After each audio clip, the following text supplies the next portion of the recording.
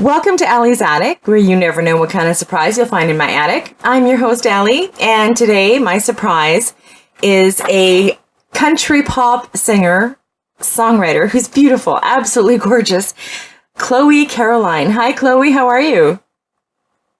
Hi, you're so sweet. I'm doing great. How are you doing? I'm doing good. Now, you were born and raised in Manhattan Beach, California. I was. Tell me about yourself. Tell me when you started getting interested in music. Tell me how old you were when you started playing. Just tell me all about you. Absolutely. So, I grew up in a very musical family. My dad is a singer-songwriter, was in bands forever. His dad was a singer, has a radio show when he was younger, so it's always kind of been around, but especially with my dad, he would always play different sorts of music from, the Mystics to Cat Stevens to the Rolling Stones, like everything, literally everything. So I was always exposed to a bunch of different music and liked things that normal little girls, I guess, wouldn't normally like because that's all I knew. And obviously was still a fan of like Britney Spears and everything else my friends were listening to, but also had this other side of music that I just loved and it captivated me. And so I started playing piano when I was about 5 and grew to really like that. And kind of that's where I started writing, honestly, was on piano. And I quit when I was 11, which is actually like one of my only regrets that I have in my 23 years on this earth.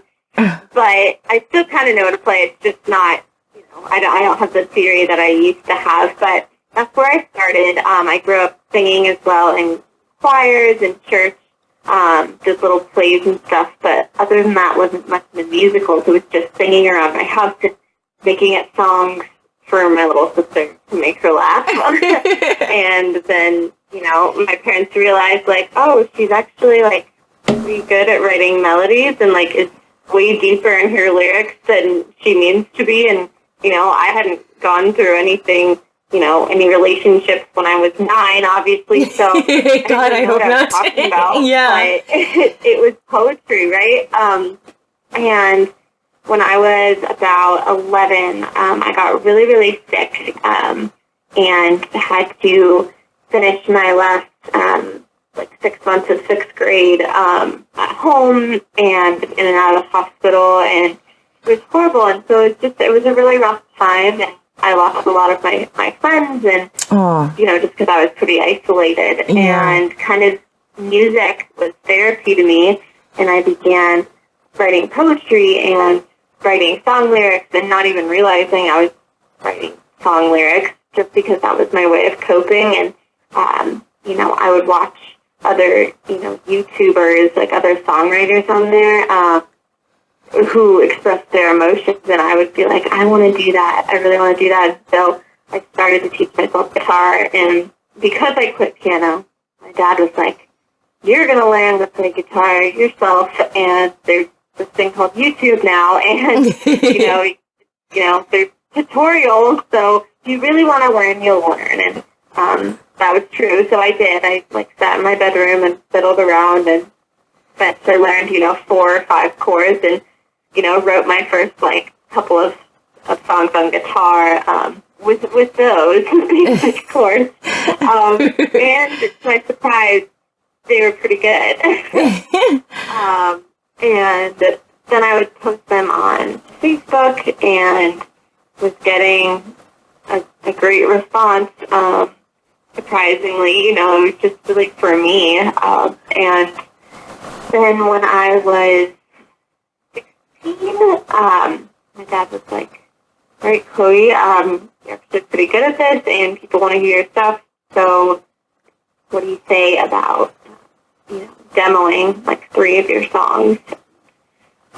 So he's really good friends with the piano player Lauren Gold from The Who, surprisingly. And he was like, I would love to do your demos, and I was just this little 16, actually I might have even been 15, and I came in with my songs and recorded them, so much fun. And then from there, I realized, yep, this is what I want to do. I want to go for it, and still had just 2 years of high school left, and was a cheerleader, and so I was getting in front of crowds a lot, which really helped performance-wise, and would do the talent show, and was in choir, and so. But other than that, like, I wasn't doing a ton of like solo performances with my guitar, just because there really wasn't any in my town. I was kind of rare, I guess. Mm-hmm. Now that I live in Nashville, like, everybody sings and writes and everything. But yeah. in my little beach town, but in my beach town, like, there really wasn't anybody else. So it was just me, like, sitting in my bedroom, like, recording myself, pretty much. And then I was like, I want to go to Nashville, Tennessee, because my dad had talked about it a lot. And I remember even in 8th grade wanting to go to Belmont University, because my dad's in the music industry, and he has a lot of friends that work there, and talked, upwards about it and really liked it. And so I was like, okay, I'll apply, and I did, and I got in, and that's kind of where my more recent journey begins. I moved without having even visited more than one time. I visited for a day with my dad right after I got accepted, and I kind of decided, like, okay, like, if I'm going to do this, I just got to do it, and moved, and I didn't know a soul, and wow, immediately started, I was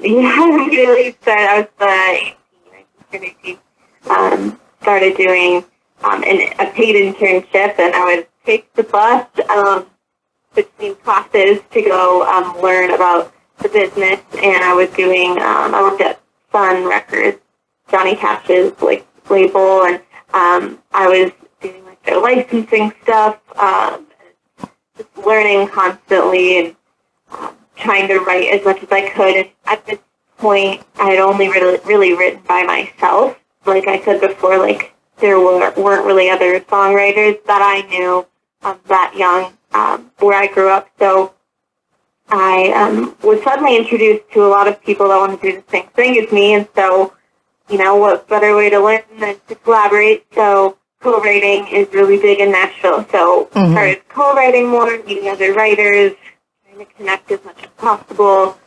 I eventually got another internship my sophomore year, end of sophomore year, at Black River Entertainment in their publishing department, which is Kelsey Ballerini's label and publisher, and that was really cool getting to watch her develop, and all the while I was doing my artist stuff, and it was a full plate. I look back and I'm like, I do not know how I did it during school and internships and jobs in my artist career. Just you. Nuts. Definitely not like not the typical college experience. Exactly. Just from listening to you, I'm tired. Right. Sorry, what did I said just from listening to everything that you did, I'm tired. That was crazy. Right. And Belmont's right off of Music Row, right? So everything's around there, and you're constantly like hopping from Music Row to Belmont and back and forth and back and forth. And, you're kind of sucked into the real world pretty quick, I guess. But my sophomore year, or end of sophomore year, I got to make an EP called The One Left Standing, and it had 5 songs that I had all written by myself. Super exciting, and got to put that out, and then from there got, great traction on that for what it was. I didn't have much of a fan base then, but I was surprised at the positive reaction. iTunes picked it as like a top choice for new releases, and a hot pick. It was so cool. And then after that, I wanted to really focus on building up my fan base. So really just started working social media, trying to target people that I thought would like my music. And there was this app called Pick Collage, and it kind of grew with me, which was crazy. It's kind of like an Instagram for younger kids, I guess, and it's huge, like around the globe. And So I started putting my stuff on there, and it kind of exploded. And so I got about, once I reached about 100,000 followers on there, I was like, okay, well, how am I going to translate this to Instagram and Twitter and YouTube and Facebook, because it's completely different. Mm-hmm. And a lot of these kids are too young to have Instagrams and Twitters. Yeah. They don't. So how do you get those other fans as well? And kind of did the same thing, started targeting who likes the same stuff that I like, who would find my music semi-appealing, right? And it grew from there. And so it's been about 2 years since I've done that. And I just graduated from Belmont last May. Congratulations. And it's been almost a year now, and have been writing constantly. I do music full-time now, and have been working towards an album, and it's going to be a big deal because now I have people that actually really want to listen to it, which is awesome, and kind of has developed my brand more than I had prior. You think you know what you want to be, and I was just kind of running from my heart, and that's what I do, but you don't really know what your brand is. I knew I was California country, I just didn't know exactly what that meant yet. And now I do, which is cool. So, yeah.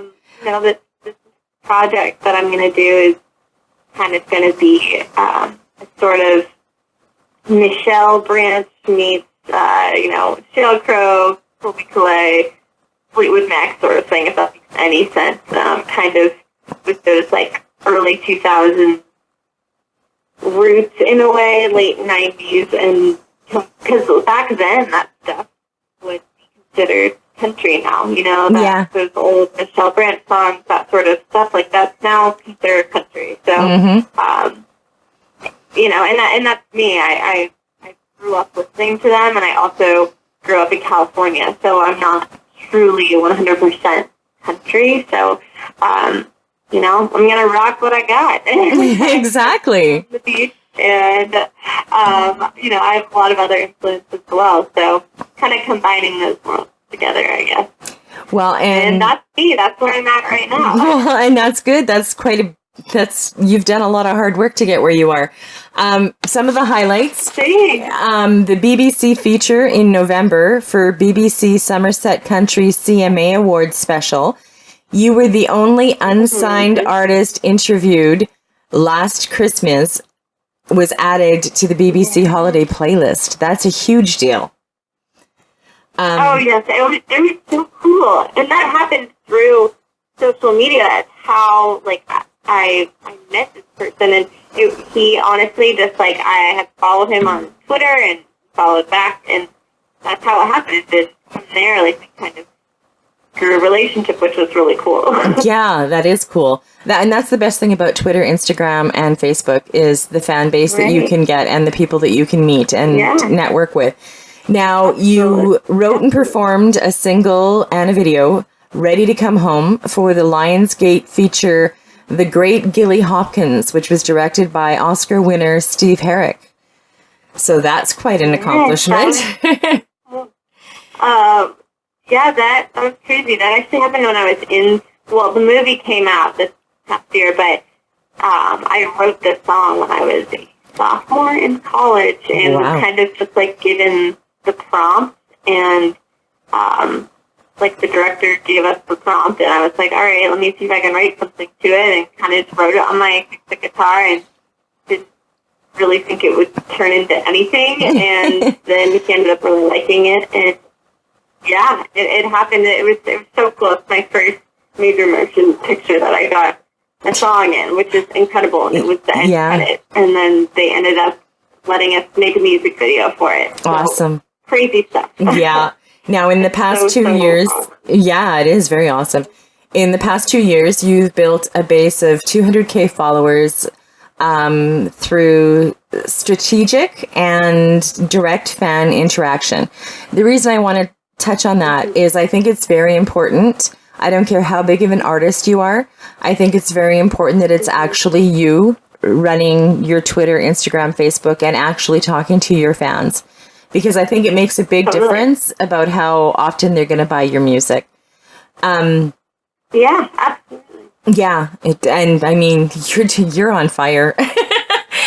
So, I mean, it's just really cool to be able to talk to these people. And, for me, I always thought, because of the Pixelage app where most of my fans were around like 11 years old, I thought, okay, that's my audience, right? And then you'll meet people who are, 30-year-old dudes or moms or, or old people, you're like, wait, what? You like my music too? It's so cool. And you actually get to talk to these people and hear their stories. And, I get to connect with them. And, I try my best to respond to as many people as I can, as quickly as I can. It's hard.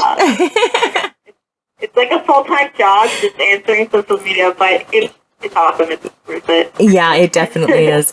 And I mean, honestly, that's how I started getting radio ads through social media as well. Just honestly reaching out, being like, "Hey, here's my single. Check it out if you want."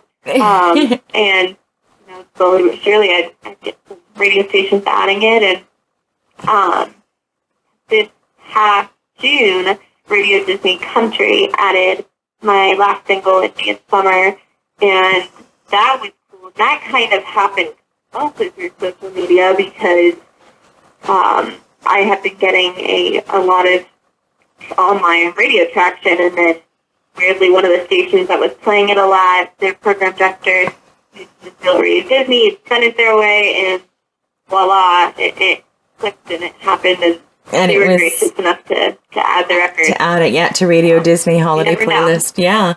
And also the CMT Showcase for their Women in Country Development Program. Tell me a bit about that. Like, that is interesting. I've never heard of it. So it's really cool because that CMT even has something like that. I mean, there's so many young female artists trying to follow their dream here, to showcase their talents and kind of connect us all is really cool. And, we're all just trying to lift each other up and support each other because, it's going to a school like Belmont and meeting other women who want to do what you do. You would think there would be a lot of competition, and to an extent there is, but at the same time, like, if I am writing with my friend and, my song ends up getting picked for something, or I get a deal because of it, she's going to go up with me. You all kind of go up together. And that's what's really cool about it. And you get to, especially in Nashville, there's a lot of these things called writers' rounds where, I'll get to be on stage with two of my really good girlfriends, and we'll get to, like, sing our hearts out and play songs that mean a lot to us. And there's not really any other place that you can do that. Yeah, right? Exactly. Nashville is one of my places on my bucket list. I want to go so bad. You have to come, and now you'll know me. Yeah, definitely. Now, where can people download your music, Chloe? Yes, so iTunes, definitely. All of my music that I've ever released is on iTunes.